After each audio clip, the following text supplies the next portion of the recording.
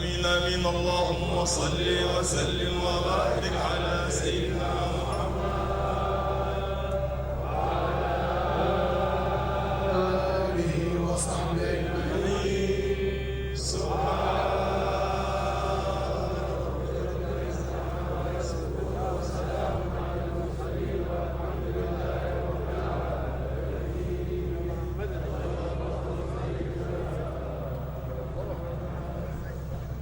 ذكر شيء لا من الفاتحة.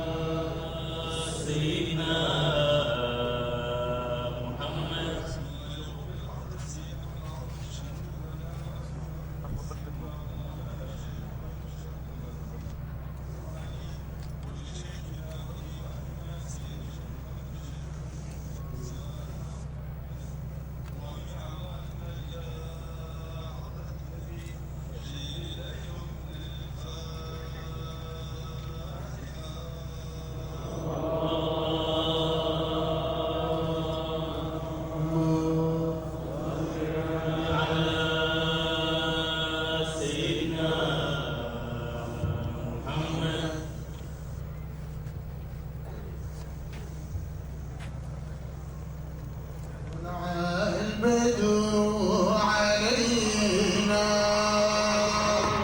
بثنيات الوداع وجب الشكر علينا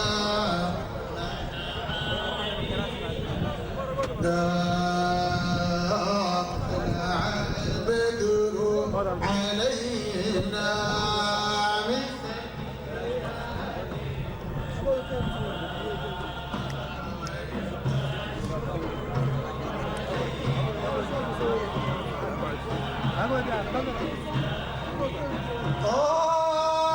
أيها المبعوث فينا جئت بالأمر المطاع أيها المبعوث فينا جئت بالأمر المطاع جئت شرفت المدينة جئت شرفت المدينة جئت شرفت المدينة جئت شرفت المدينة مرحبا يا خير دم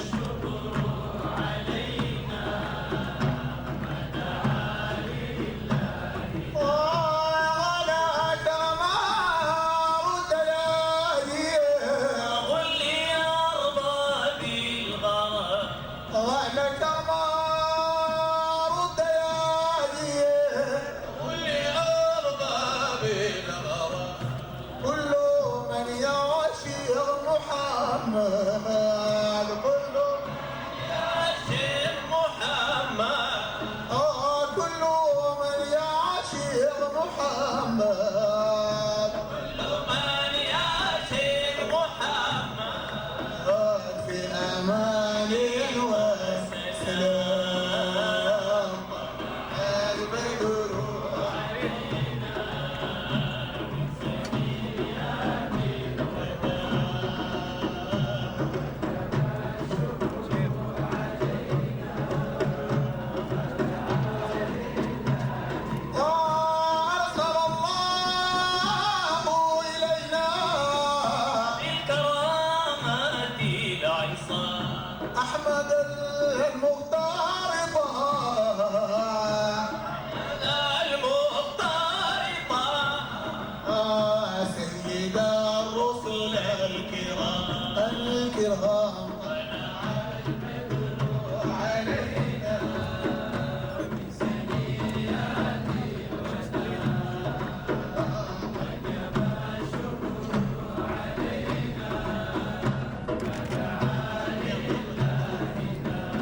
يا حبيبي يا محمد عبد نور فوق نور يا حبيبي يا محمد عبد نور فوق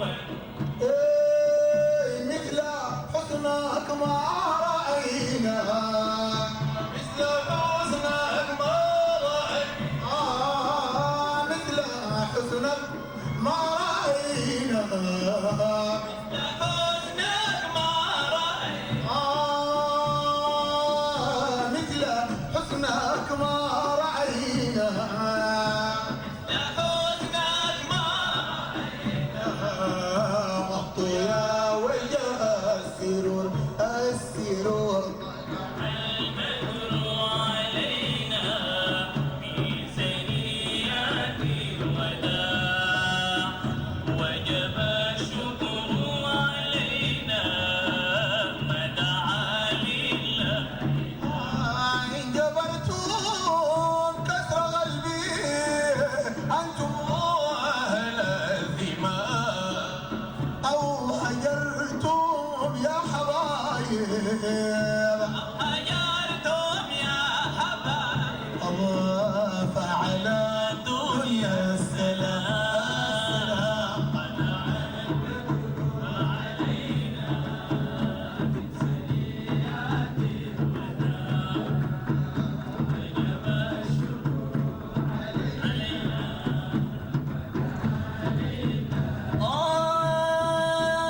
فتهنوا يا رفاقي نلتم كل المراد تهنوا يا رفاقي نلتم كل المراد بالذي قد جاءكم يدعو إلى دار السلام طلع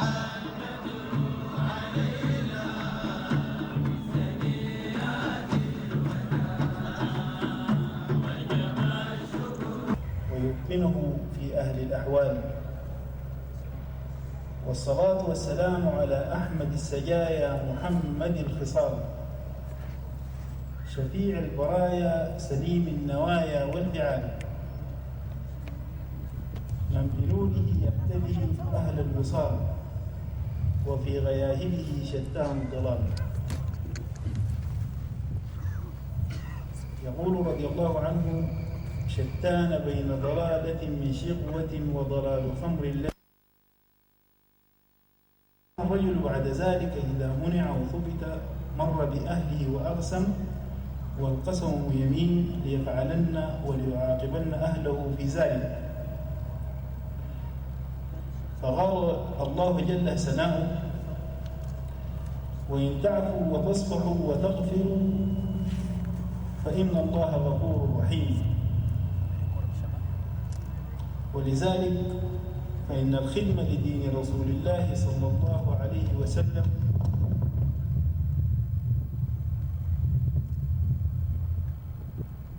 تحتاج إلى رجال يهبون أنفسهم لله ورسوله، لا تلهيهم تجارة ولا بيع عن ذكر الله، ولا تلهيهم أولادهم ولا نساءهم عن خدمة دين الله بغير إخلال بالحقوق والواجبات.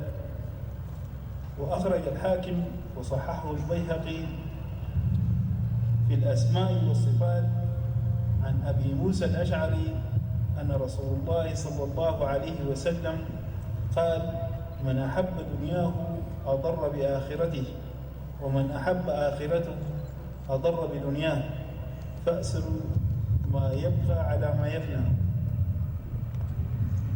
ويقول الحق أيضا: وما خلقنا السماوات والأرض وما بينهما إلا بالحق وإن الساعة لآتية فاصفح الصفح الجميل.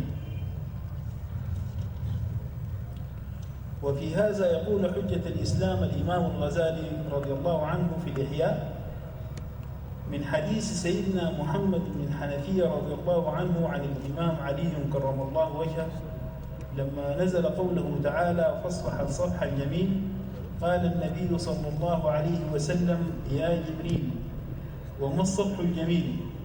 قال عليه السلام: إذا عفوت عن من ظلمك فلا تعاتبه. فقال يا جبريل فالله تعالى أكرم من أن يعاتب من عفى عنه.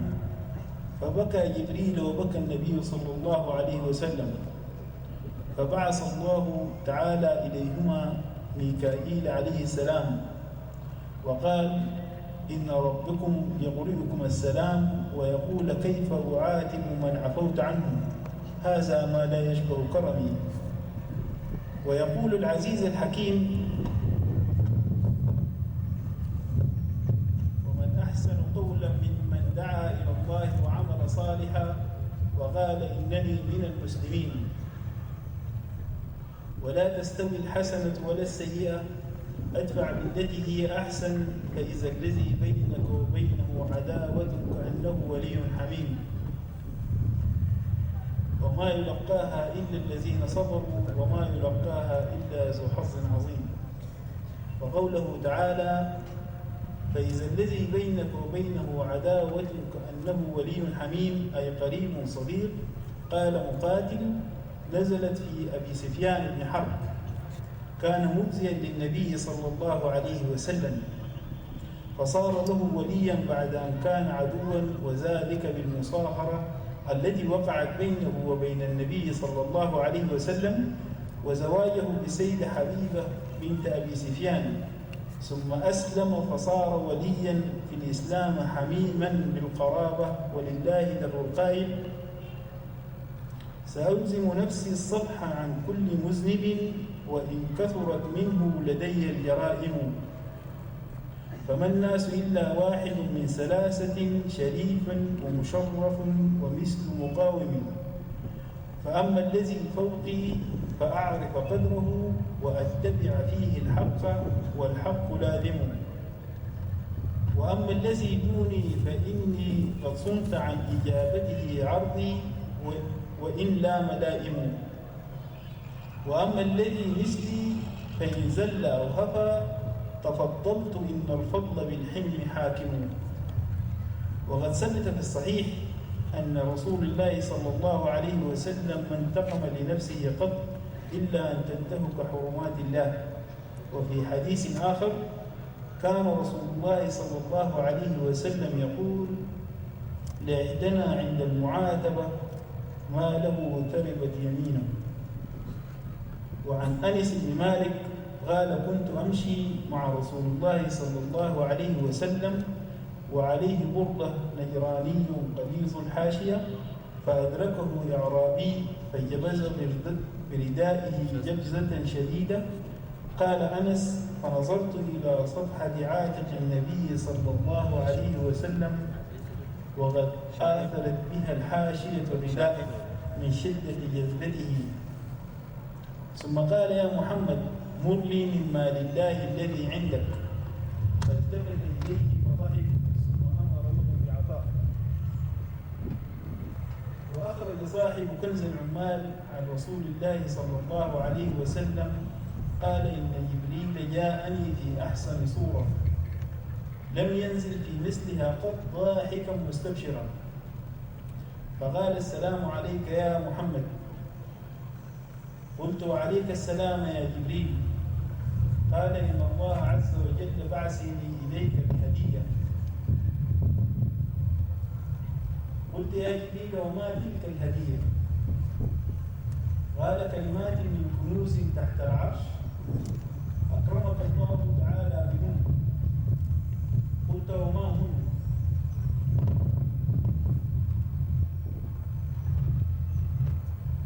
قال قل يا من أظهر الجميل وستر القبيح، يا من لا يؤاخذ بالجريرة ولا يهتك الستر يا عظيم العبد، يا حسن التجاوز، يا واسع المغفرة، يا باسط اليدين بالمرحمة، يا صاحب كل نجوى ويا منتهي كل شكوى، يا كريم الصبر، يا عظيم المن، يا مبتدي بالنعم قبل استحقاقها، يا ربنا ويا سيدنا ويا مولانا ويا غاية رغبتنا. أسألك يا الله أن لا تشفي بقلبي الدماء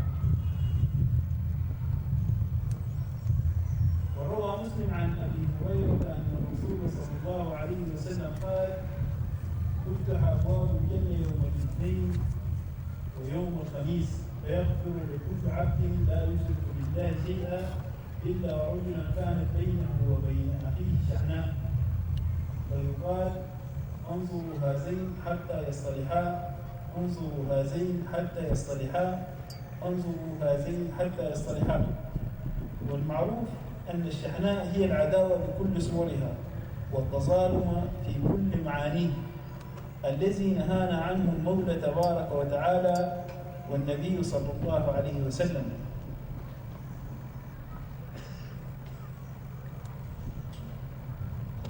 ومن أسوأ صورها الاقتتال باليد حتى ولو كان لأخذ الحقوق. وفي هذا نزل قوله تعالى: وإن طائفتان من المؤمنين اقتتلوا. قال قتادة: نزلت لرجلين من الأنصار كانت بينهما مدرات في حق بينهما، فقال إحداهما: لأخذن حقي عمر لكسرت عشيرته، ودعاه الآخر إلى أن يحكمه إلى رسول الله صلى الله عليه وسلم فأبى أن يتبعه، فلم يزل الأمر بينهما حتى تواقعا وتناول بعضهما بعضا بالأيدي والنعال. وإن أخذ الحق باليد لهو عدول عن رد الأمر لله ورسوله وأولي الأمر، وبذلك تعم الفوضى ويسود التظالم بين الناس الذي قال فيه سيدي فخر الدين رضي الله عنه: ما ضر لو بات المحب وقد عفا، إن التظالم بؤرة الإظلام، ما سر لو بات المحب مغاضبا وعليه جفوة قاطع أرحامه. وإن أولى الناس بطريقة أبي العينين الذي رد تنازعه إلينا وكفاه حكمنا لتوحيد الوجهة والأنظار، وإن أبعد الناس منا من أخذ حقه بيده ولم ينظر إلينا بعين الاعتبار، وصفح لمن تاب وآبى وترك العناد والإصرار، كما قال سيدي فخر الدين رضي الله عنه: من رد أمرا كان فيه تنازعا وكفاه حكمي وحد الأنظار. وقال يعرف بن قحطان يوصي أبناؤه الأغيال وهو أول ناطق بالعربية: عليكم بالتواضع لا تزيدوا على فضل التواضع من مزيد، وإن الصفح أفضل وابتغيتم به شرفا من الملك العتيد. وبعد أن استعرضنا صنوفا من الصفح نود أن نبرز منقبة جليلة للشيخين صاحبي الذكرى، فإن سيدي فخر الدين كني في الحضرتين بفخر الدين، وتلك الكنية حازها نسبا موقرا انتسابه للبيت النبوي الشريف وانتسابه لبرهان الملة والدين السيد أبي العينين الدسوقي رضي الله عنه، وافتخر به أهل الحضرتين لسطوع برهانه في العقائد التي اضطربت في قلوب العامة من المسلمين عن علو قدر النبي صلى الله عليه وسلم، فكانت دروسه وكتبه خير دليل على تبصرة أولي الألباب للسير إلى الصواب. أما ما اشتهر به فإنه شيء آخر، فما اشتهر بكفالة الأيتام مع أنها كانت ديدنه، وما اشتهر بكرامات باهرة بالرغم من أنها ظاهرة وكثيرة، بل اشتهر بالصدق الجليل في كل أحواله.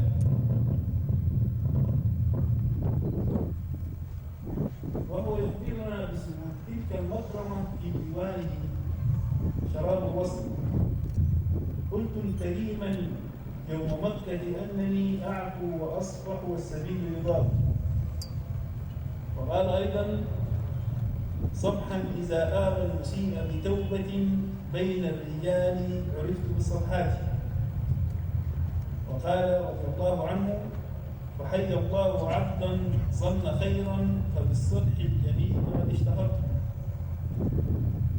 وقال رحمه الله عليه: ألا إن مولانا الحسين لشاهد شهود عيان كم أجود بصفحته.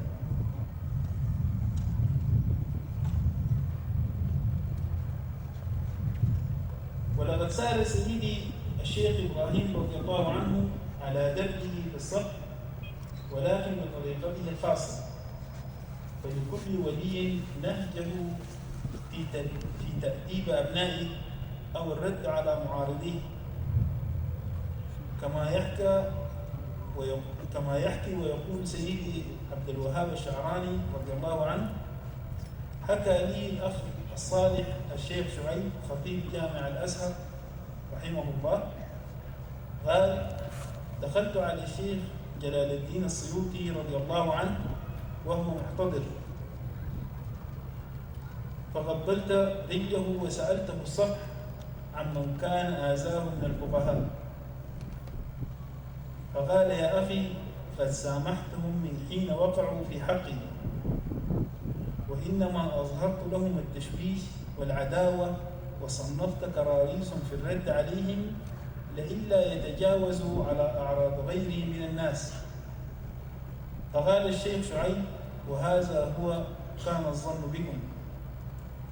وهكذا أخبر سيدي فخر الدين رضي الله عنه واصفا عن سرائر مولانا الشيخ إبراهيم رضي الله عنه وهو أدرى الناس به: فإني وإبراهيم في الأصل واحد، إذا طلبوا صبحا فلا شك صافحه. وليسأل كل منا نفسه: هل له نصيب مما اشتهر به مشايخنا الكرام الأجلاء، أم أننا نقرأ كتاب الله الكريم وأحاديث الحبيب صلى الله عليه وسلم وقصائد شراب الوسط التي هي دستورنا في فهم الكتاب والسنة بغير تدبر أو تعقل؟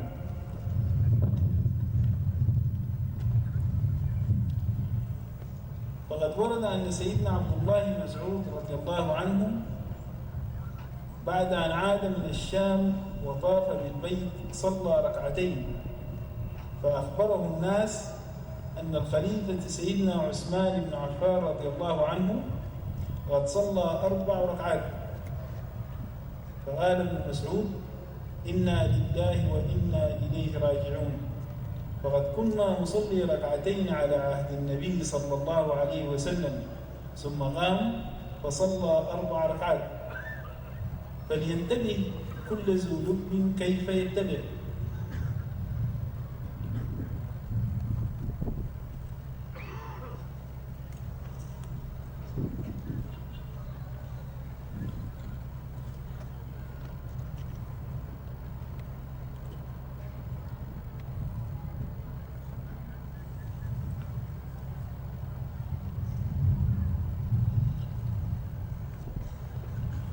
أما عن المودة في القربى التي أوضحتها أبيات الفرائد من شراب وصل القصائد، والتي اتخذنا منها لحورية الشيخين شعارا ودسارا، إذ يقول رضي الله عنه: إلا المودة ما سألنا حبنا، إن المودة رفعة ورشاد.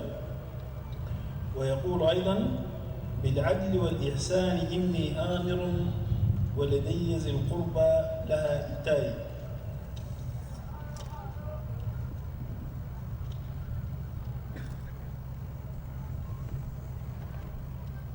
وأصل ذلك قول الحق تبارك وتعالى: ذلك الذي يبشر الله عباده الذين آمنوا وعملوا الصالحات، قل لا أسألكم عليه أجرا إلا المودة في القربى، ومن يقترف حسنة نزد له فيها حسنا، إن الله غفور شكور. وأخرج ابن هشام في سيرته عن ابن عباس رضي الله عنهما أن النبي صلى الله عليه وسلم قال لأصحابه يوم بدر: إني قد عرفت أن رجالا من بني هاشم وغيرهم قد أخرجوا كرها، ولا حاجة لهم بقتالنا، فمن لقى منكم أحدا من بني هاشم فلا يقتله، ومن لقى أبا البختري بن هشام بن الحارث بن أسد فلا يقتله، فإنه إنما أخرج مستكرها. قال: فقال أبو حذيفة: أنقتل آباءنا وأبناءنا وإخوتنا وعشيرتنا ونترك العباس؟ والله لئن لقيته لألحمنه السيف. قال: فبلغت رسول الله صلى الله عليه وسلم فقال لعمر بن الخطاب: يا أبا حفص. قال عمر: والله إنه لأول يوم كناني فيه رسول الله صلى الله عليه وسلم بأبي حفص. أيضرب وجه عم رسول الله صلى الله عليه وسلم بسيف؟ فقال عمر: يا رسول الله، دعني فلأضرب عنقه بالسيف، فوالله لقد نافق. فكان أبو حذيفة يقول: ما أنا بآمن من تلك الكلمة التي قلت يومئذ، ولا أزال منها خائف إلا أن تكفرها عني الشهادة. فقتل يوم اليمامة شهيدا. وأخرج مسلم في صحيحه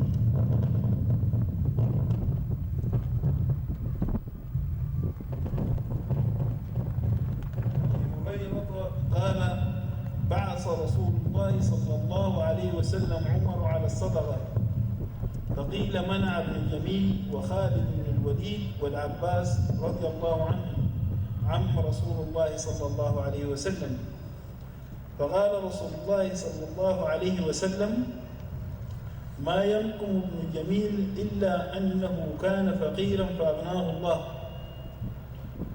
وأما خالد فإنكم تظلمونه، خالدا قد احتبس أذرعه وعتاده في سبيل الله. وأما العباس فهي عليه ومثلها معها. ثم قال: يا عمر، أما شعرت أن عم الرجل صنو أبيه؟ ومن ذلك وجب علينا مودة أهل البيت، والمودة هي المحبة مع جلب المنفعة يلازمها العفو عن زلاتهم إكراما لجدهم رسول الله صلى الله عليه وسلم.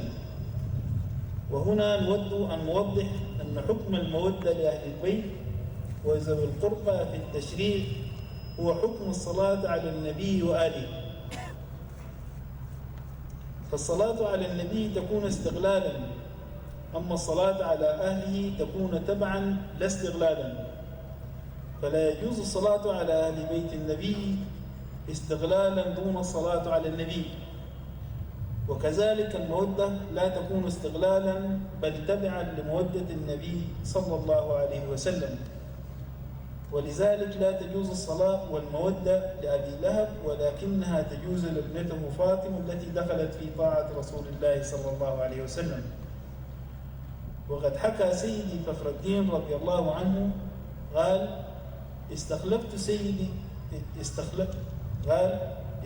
سيدي أبو العباس النوسي رضي الله عنه سيدي ياقوت العرش خليفة من بعدي، وكان عبد أسودا. وفي إحدى المرات كان هناك موكب، وكان سيدي ياقوت العرش راكبا على حصان، ويحتفى به الناس ويدقون الطبول والكاسات بين يديه. وكان هناك أحد الأشراف يركب الموكب، فحدث نفسه وقال: لو أن الناس يعلمون أني شريف لتركوا هذا العبد واحتفوا بي. فلما اقترب منه سيدي ياقوت العرش نزل من على حصانه وسلم عليه وقبل يده، وقال له: إن معصيتك لجدك أبعدتك عنه، وطاعتي لجدك قربتني منه.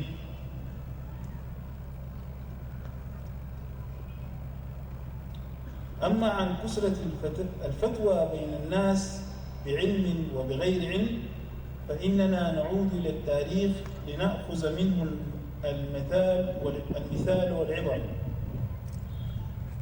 فقد أول جمهور العمراء بغير خلاف حديث رسول الله صلى الله عليه وسلم الذي رواه أبو هريرة رضي الله عنه قال: يوشك أن يضرب الناس أكباد الإبل يطلبون العلم، فلا يجدون أحدا أعلم من عالم المدينة. فعالم المدينة وهو الإمام مالك لم يتصدر حلقة العلم والفتوى إلا بعد أن أخذ العلم عن 300 من التابعين، وضعفهم من تابعي التابعين، وأذن من كثير من 70 من علماء عصره للجلوس للدرس والفتوى. أما إذا رجعنا إلى حصن الحديث عن النبي صلى الله عليه وسلم وهو شيخ الشيوخ سيدنا يحيى بن معين رضي الله عنه، الذي حفظ على أمة النبي صلى الله عليه وسلم 1750 من الأحاديث الصحيحة، فإنه إذا سئل عن رأيه في معنى حديث كان يقول لا أدري. فلما سئل لما قال أخاف أن يعبد الله على رأي يحيى بن معين. فانظر إلى هذا الفرق الشاسع بين قول الشيخ الجليل يحيى بن معين رضي الله عنه وبين أقوال أصحاب الرأي في هذه الأيام. فإذا سألت أحدهم أفتى بغير علم فضل وأضل. وحملة الفقه هم القراء للفقه. وقد فصل القول سيدنا عبد الله بن مسعود رضي الله عنه إذ قال كيف أنتم إذا لبستكم فتنة يربو فيها الصغير ويهرم فيها الكبير وتتخذ سنة يجري عليها الناس، فإذا غير منها شيء قيل تركت السنة. فقيل متى ذلك يا أبا عبد الرحمن؟ قال إذا كسر قراءكم وقل فقهاءكم وكثرت أموالكم وقل أمناؤكم والتمست الدنيا بعمل الآخرة وتفقها لغير الدين. ومن هذا القول يتضح لنا أنه ليس كل من قرأ العلم فقيه، وليس كل من تفقه فهو للدين. وأغرب ما قاله وتتخذ سنة يجري عليها الناس إذا تركتها قيل تركت السنة. ونجد أن هذا القول واقع تماما كما حدث في أوان الدولة الأموية، وما جرى من سب أبي تراب الإمام علي كرم الله وجهه على منابر المساجد في خطبة الجمعة. وإذا نسى الخطيب ذلك قال له المصلون السنة السنة. وأيضا ما يجري على لسان بعض الفرق من سب سيدنا أبي بكر وسيدنا عمر رضي الله عنهما فختام الصلوات والعياذ بالله. وإذا تركت ذلك قيل تركت السنة. وأيضا إذا سمعت الناس تقول قال رسول الله صلى الله عليه وسلم قالوا حديث ضعيف، كأنهم كلهم صاروا علماء حديث ويجرحون رواة الأحاديث بغير سند ولا ميزان. أو قالوا ليس حديث لأنه لا يعقل أن يقول رسول الله صلى الله عليه وسلم ذلك. والناس يتخذون من علم مصطلح الحديث حجة لهم، ولكننا نود أن نوضح أن علم الجرح والتعديل لا يقبل ممن هو مجروح في عقيدته في الله سبحانه وتعالى، أو مجروح في عقيدته في النبي صلى الله عليه وسلم. ويقول سيدي أبو طالب المكي رضي الله عنه وهو إمام الحرمين في كتاب قوت القلوب إن علم مصطلح الحديث قد فتح باب الشك في الحديث النبوي الشريف. وقد صدق سيدنا عمر بن الخطاب رضي الله عنه في قوله إلى سيدنا زياد بن حدير رضي الله عنه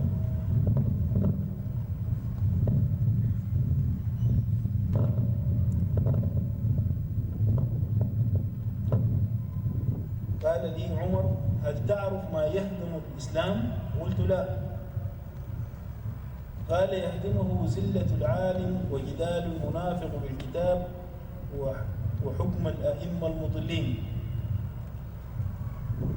وقد روى أبو يوسف بن عبد البر أن سيدنا عمر رضي الله عنه قال إياكم وأصحاب الرأي فإنهم أعداء السنن قد أعيتهم الحيلة في حفظ أحاديث رسول الله صلى الله عليه وسلم فغالوا بالرهي وضلوا وأضلوا.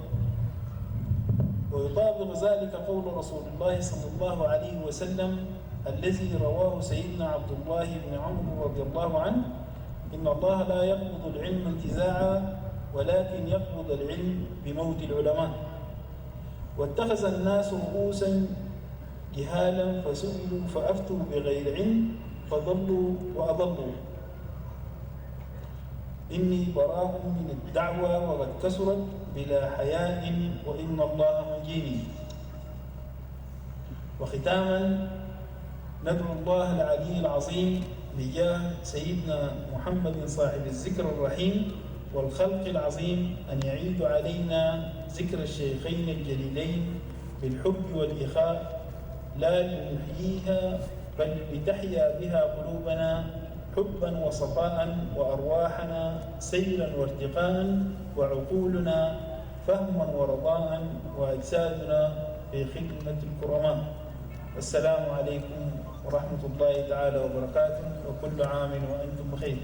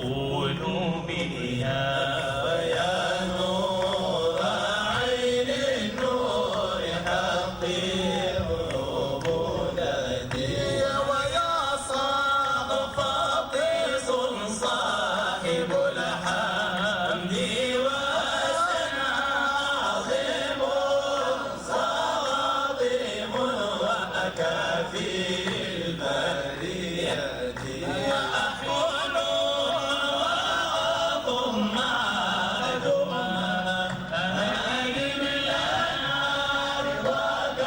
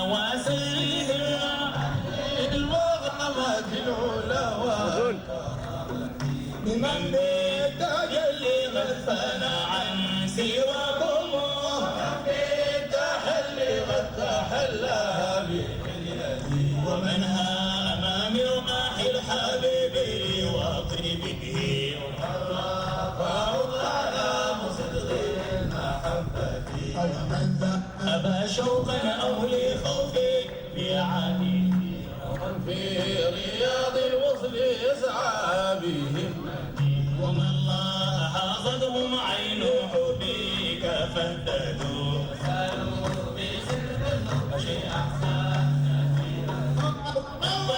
فاحسوا بالحجاب وشاهدوا لما ذاقوا التصريف في كل تبعات عبيد ولكن الملوك عبيدهم ومما نحوا من غيظهم كل نوحة وغلوا بالصدق نجا خلافا ولا سيما أستاذ كل مكمل ضيانا والعينين سر الطريقة ونجل أهل المجد بسوقه ما هنا حميد السهجايا زلمها والمهابة هم القطب إبراهيم كنزو حبائب ومن معه أسرار الهدى والكرامة ومفتاح أخفاض الخلق من غاب سره ضجاج أهل الله قدوتي فيا ربنا نحنا بك أسأل به ربي سلمنا بصدق السريرة وبالغضب موسى المكارم من سما القرب إليه والمزايا الحميدة وإذا موسويا وروعيا بفخر مدام الأنس في كل ساعة وأدواعيه أهل المعارف والهدى ومن سالكوا عنه بأعلى طريقة بأرباب عرفان شاوية سموا وأنوار شربية أهل همتي بأسرار شربية الراغى مشربي فازه فيه الحزن وعسرتي وكل والشبل عيني قلوبنا عن السر الكتمان من غير مريتي وبالغوث عبد القادر ارفع ما غانا بابن الرفاع احمد الغالب سبيتي وبالبداوي ذي الفضل احمد سيدي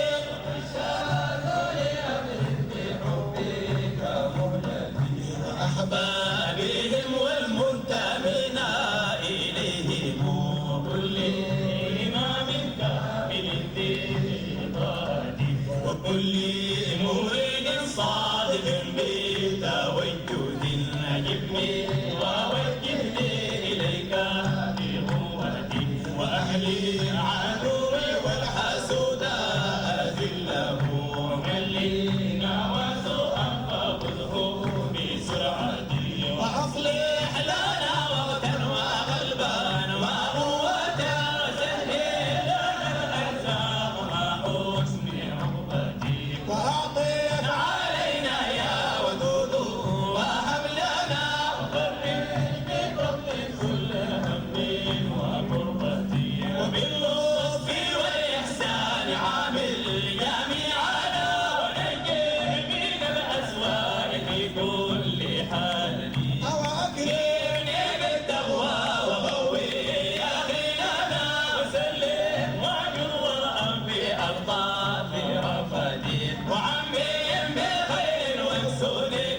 سوادا تغيب أنوارها إياي من كل فتنة وعمر بنور الغرب حالي وأمالي بحسن وإحسان وختم السعادة وفي جنات الرضوان فاجعل ما غرنا وزدني دوام الوصل مع مسؤوليتي وهب لي جوار المصطفى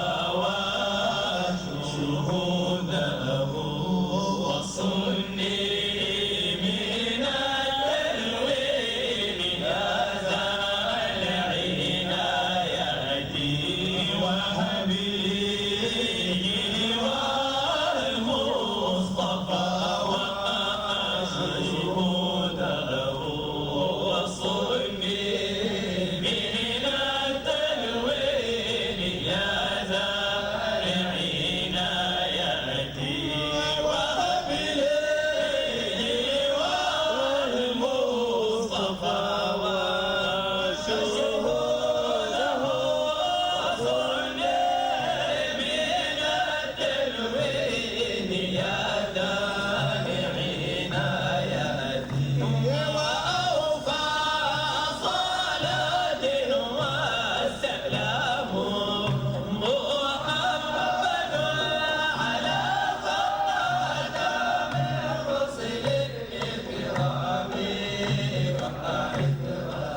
وكل نبي والصحابة كلهم من العالم على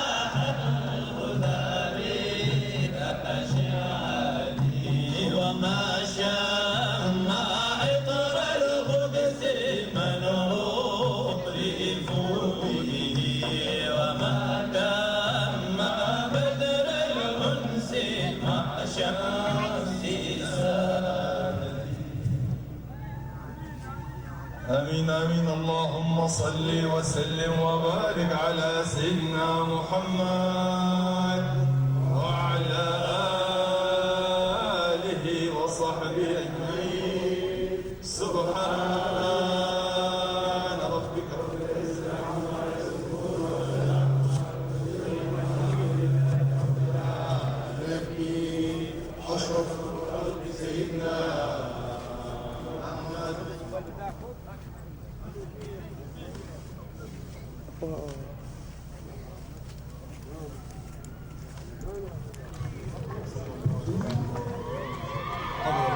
صممت على الجريدين ما هي أنبتها وأثمرن بدين بين يوم وليلة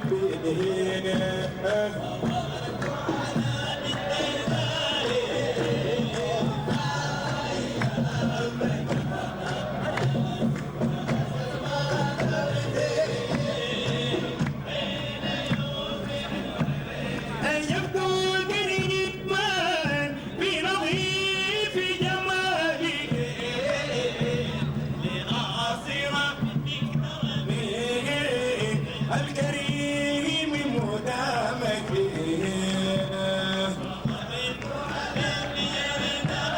وإني ما رأي مزاها